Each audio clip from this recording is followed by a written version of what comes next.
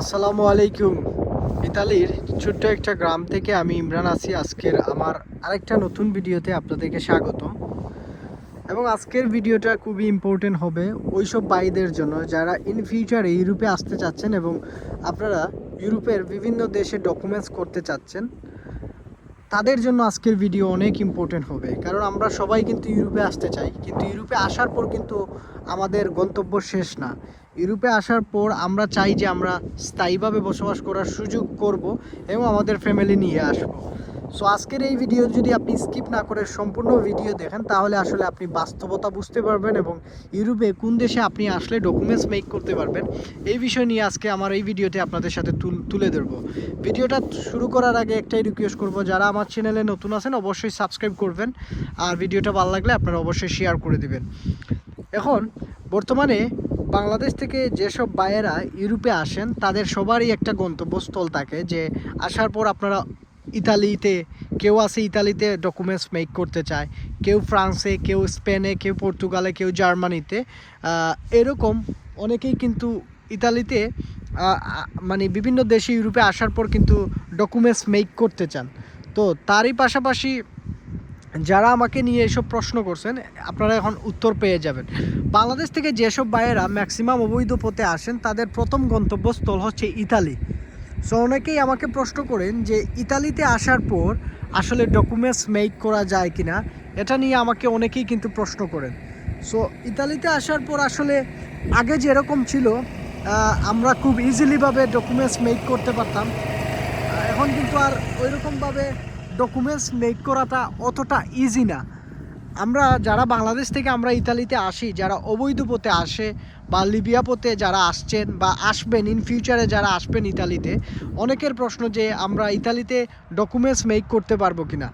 ইতালিতে আগে ইন্টারন্যাশনাল প্রোটেকশনের আন্ডারে একটা, ওয়ার্ল্ডে যে ইন্টারন্যাশনাল প্রোটেকশন আন্ডার ছিল, যেটাতে আসলে অনেকেই কিন্তু ইতালিতে বৈধতা গ্রহণ করছে, কিন্তু ওইটা এখন কিন্তু অফ। সো আপনি ইতালিতে এখন আসলে আপনার দুইটা ওয়ে খোলা আছে।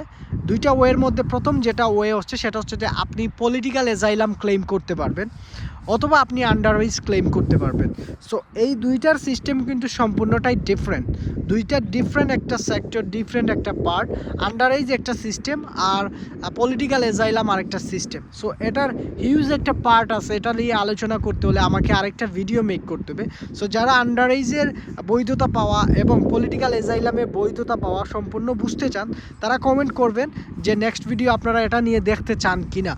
এখন আপনারা এই দুই সিস্টেমে আপনারা ইতালিতে বৈধ হতে পারবেন। এখন বৈধতা পাওয়ার রেশিও কত, বা ইতালিতে এখন বৈধতা হওয়া যায় কিনা। আগে যেরকম ইজি ছিল ইতালিতে বৈধতা গ্রহণ করা, বর্তমান সময়ে কিন্তু ওই রকম আর নাই। আগে বাংলাদেশের প্রচুর মানুষ কিন্তু ইন্টারন্যাশনাল প্রোটেকশনের আন্ডারে, যেটা মানে লয়ের আন্ডারে যারা পাইছে, বর্তমান সময়ে ওইটা নাই। ইতালিতে যারা এখন পলিটিক্যাল অ্যাজাইলাম ক্লেম করতেছে, আপনারা সবাই জানেন যে লিবিয়া পথে আসার পর আমাদের বাংলাদেশি 6 জনকে কিন্তু আলবেনিয়াতে পাঠানো হয়েছিল। আপনারা এই নিউজটা সবাই কিন্তু শুনছেন। এখন এইটা পাঠানোর পর ইতালির গভর্নমেন্ট এবং ইতালির যে উচ্চ আদালত আছে, উচ্চ আদালত বলতেছে যে এই যে পলিটিক্যাল অ্যাজাইলাম যে বাংলাদেশিরা করতেছে, রাজনৈতিক আশ্রয়, প্রাণের যে সংশয় আছে বাংলাদেশে গেলে যে উনি মারা যাবেন, ইতালির গভর্নমেন্ট বলতেছে যে বাংলাদেশ হচ্ছে সেফেস্ট একটা কান্ট্রি, এখানে আসলে পলিটিক্যাল কোনো সমস্যা নাই, তারা তাদের দেশে সেফ আছে। কিন্তু ইতালির উচ্চ আদালত কিন্তু বলতেছে যে তারা সেফ না, বাংলাদেশ একটা আনসেফ কান্ট্রি। সো তাদের এখানে পলিটিক্যাল অ্যাজাইলাম ক্লেম করার রাইট আছে। সো এটা নিয়ে কিন্তু দ্বিধাদ্বন্দ্ব চলতেছে। সো এতে আমরা বুঝতে পারি যে আগে কিন্তু এরকম দ্বিধাদ্বন্দ্ব ছিল না, বা ইতালির গভর্নমেন্ট কিন্তু প্রশ্ন করে নাই বাংলাদেশিদেরকে যে আসলে তারা সেফেস্ট না। কিন্তু এখন যেহেতু এটা হয়ে গেছে, সো এখন যারা ইতালিতে আসবেন খুবই মাথায় কেয়ারফুল হিসাবে রাখবেন যে আসলে এখন ডকুমেন্টস করা আগের মতো আর অতটা ইজি না, এখন ডিফিকাল্ট হচ্ছে, যত দিন যাচ্ছে ডিফিকাল্ট হচ্ছে। আন্ডারএজ জিনিসটা হচ্ছে একেবারে আরেকটা পার্ট। এটাতে আসলে আপনার বয়স যদি 18 বছরের নিচে হয়, তাহলে আপনি আন্ডারএজ ক্লেম করতে পারবেন, এবং আন্ডারএজের ওই ক্লেম বাম্বিনু যেটাকে বলা হয়, অর্থাৎ বাম্বিনি কেস, অর্থাৎ মাইনর আটা, অর্থাৎ আপনি অপ্রাপ্ত বয়স্ক হিসাবে আপনি যদি ইতালিতে ঢুকেন, তাহলে আপনি আন্ডারএজ ক্লেম করে আপনি ইতালিতে বৈধতা গ্রহণ করতে পারবেন। এটা কিভাবে করবেন না করবেন, বা এই যে পলিটিক্যাল অ্যাজাইলাম কিভাবে করবেন না করবেন, এইগুলা যদি আমি এখন এই ভিডিওতে বলতে যাই প্রায় আমার 50 মিনিট লেগে যাবে। এটা নিয়ে নিয়ে আমি পরবর্তীতে আপনাদেরকে আরেকটা ভিডিও মেক করে জানিয়ে দিব, বা যারা দেখতে চান অবশ্যই নেব। তারপর আরেকটা দেশ হচ্ছে যে ফ্রান্স। বাংলাদেশের অনেক ভাইয়েরা আছেন ফ্রান্সে গিয়ে বৈধতা গ্রহণ করতে চান। ফ্রান্সে বৈধতা গ্রহণ করতে হলে আপনার মানে বাংলাদেশে যারাই ফ্রান্সে বৈধতা গ্রহণ করে ম্যাক্সিমামই পলিটিক্যাল অ্যাজাইলাম ক্লেম করে যেটাতে আসলে গ্রহণ করা যায়, বা যেটাতে আপনি চাইলে আবেদন করতে পারবেন ফ্রান্সে। কিন্তু ফ্রান্সে আসলে কাজের প্রচুর ক্রাইসিস থাকে, এবং ফ্রান্সে যখন আপনি আবেদন করবেন 4-5 মাস হয়তো আপনাকে টাকা দিতে পারে, তারপর আপনাকে দূরে কোথাও নিয়ে দিবে, দূরে একটা জায়গাতে ক্যাম্প করবে যেখানে আপনি আসলে কাজ পাবেন না, কিছুই পাবেন না। এবং ফ্রান্সে পলিটিক্যাল অ্যাজাইলাম ক্লেম করতে হলে ফ্রান্সে প্রচুর পরিমাণের চুর বাটপার আছে বাংলাদেশি, যারা মানুষের টাকা পয়সা মেরে দিচ্ছে এই কাগজ করে কোথার বলা দিয়ে, মানে করবে বলে দিয়ে। সো ফ্রান্সেও আন্ডার এজ আছে, আপনি চাইলে ফ্রান্সে গিয়েও আন্ডার এজ ক্লেম করতে পারবেন। তবে ইতালির আন্ডার এজ এবং ফ্রান্সের আন্ডার এজে অ্যাকসেপ্টের রেশিও ইতালিতে বেশি, কিন্তু ফ্রান্সে কম। ফ্রান্সে খুবই কম সংখ্যক মানুষকে আন্ডার এজে নেয়, বেশি নেয় না, কারণ ফ্রান্সে কিন্তু ডিএনএ টেস্ট করে এনে অনেক সময় ডক্টরের কাছে নিয়ে যায়, নিয়ে চেক আপ করে যে আপনার বয়স আসলেই 18 আছে কি না। সো অনেক সময় রিজেক্ট আসে, অনেকেই কিন্তু আন্ডার এজে মানে অ্যাকসেপ্ট করে না ফ্রান্সে। সো আশা করি বুঝতে পারছেন। তারপর আরেকটা জিনিস হচ্ছে যে আমরা যারা বাংলাদেশ থেকে আসি অনেকের প্ল্যান থাকে যে জার্মানিতে করা যাবে কিনা। জার্মানিতে কিন্তু পলিটিক্যাল অ্যাজাইলাম ক্লেম করা যায়। আপনি চাইলে বাংলাদেশ থেকে আসার পর জার্মানিতে আপনি কিন্তু পলিটিক্যাল অ্যাজাইলাম সহ আপনি বিভিন্ন ধরনের আশ্রয় নিতে পারবেন।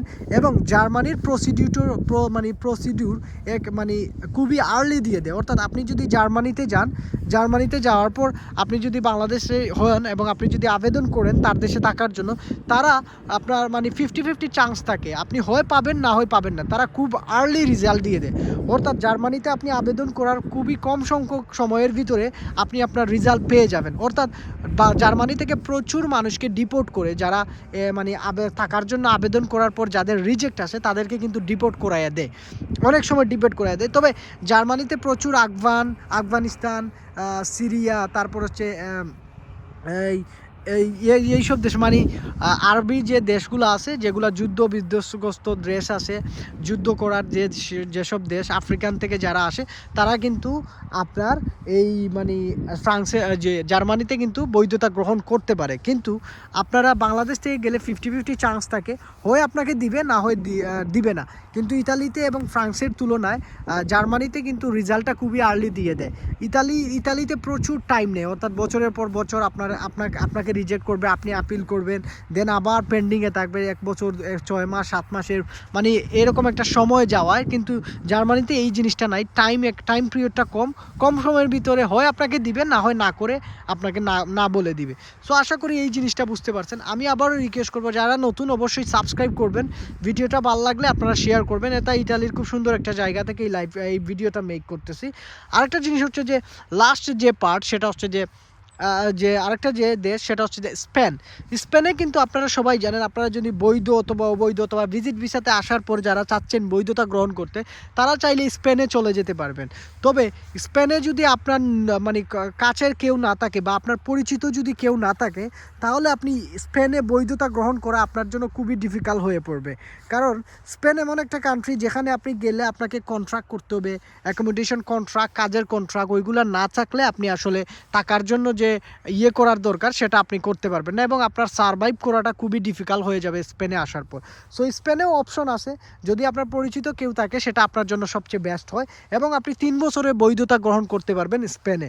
এবং এটা শিওর, আপনার যদি সব কিছু ঠিকঠাক মতো কন্টিনিউ করে যেতে পারেন, আপনি 3 বছর পর বৈধতা গ্রহণ করতে পারবেন।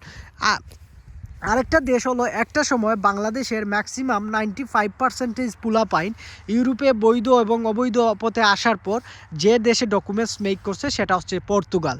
অর্থাৎ আগে একটা অপশন ছিল সেফ এন্ট্রি করে কিন্তু পর্তুগালে বৈধতা গ্রহণ করা যেত, এবং বাংলাদেশের আপনার আমার পরিচিত অনেক ভাই ব্রাদার্স যারা কিন্তু এই পর্তুগালে ট্যাক্স পে করে কিন্তু বৈধতা গ্রহণ করছে। আমার জানা মতে প্রচুর বাংলাদেশি, এবং আপনারাও সবাই জানেন যে প্রচুর বাংলাদেশি কিন্তু পর্তুগালে বৈধতা গ্রহণ করছে ট্যাক্স পে করে। সো ট্যাক্স পে করে অনেক ভাই ব্রাদাররা কিন্তু পর্তুগালে করছিল, কিন্তু এখন সেফ এন্ট্রি বন্ধ হয়ে যাওয়ার কারণে এই অপশনটা আমাদের বাংলাদেশি ভাইদের কাছে অফ হয়ে গেছে। এখন আপনারা অবৈধ পথে পর্তুগালে পর্তুগালে যদি যান গিয়ে আপনারা বৈধতা গ্রহণ করতে পারবেন না। তবে আপনারা বাংলাদেশ থেকে কাজের ভিসাতে যদি পর্তুগালে ঢুকতে পারেন তাহলে আপনি বৈধতা গ্রহণ করতে পারবেন। সো আশা করি এই জিনিসটা মাথায় রাখবেন, যারা পর্তুগালে কাজের ভিসাতে ঢুকবেন তারা বৈধতা গ্রহণ করতে পারবেন, কিন্তু অবৈধ পথে লিবিয়া পথে বা সাগর পাহাড় অঞ্চল পাড়ি দিয়ে যারা আসবেন তারা পর্তুগালে গিয়ে কিন্তু বৈধতা গ্রহণ করতে পারবেন না। এই যে দেশগুলা কথা বললাম, এখন হচ্ছে কি আপনার ইচ্ছা মতো আপনি যে দেশে যাবেন বুঝিয়ে শুনে সেই দেশে গিয়ে আপনি টাকার জন্য আবেদন করবেন। প্রত্যেকটা দেশেই সুযোগ আছে আবেদন করার, কিন্তু টাইম বা পাওয়ার পসিবিলিটিটা অনেক কম, যত দিন যাচ্ছে ততই কমতেছে। সো আশা করি বুঝতে পারছেন আজকের এই ভিডিও। যদি কোনো ভুল ত্রুটি হয়ে থাকে আমাকে ক্ষমার দৃষ্টিতে দেখবেন। অবশ্যই সাবস্ক্রাইব করবেন, আমার চ্যানেলের সাথেই থাকবেন। আরও যে কোনো দেশের ভিডিও দেখতে চাইলে আমার চ্যানেলে অনেক দেশের গেমের ভিডিও আছে, সব দেশের ভিডিও আছে, আপনারা চাইলে দেখে নিতে পারেন। সবাই ভালো থাকবেন। ইতালির চট্টগ্রাম থেকে আমি ইমরান বিদায় নিচ্ছি। আসসালামু আলাইকুম, সবার জন্য শুভকামনা।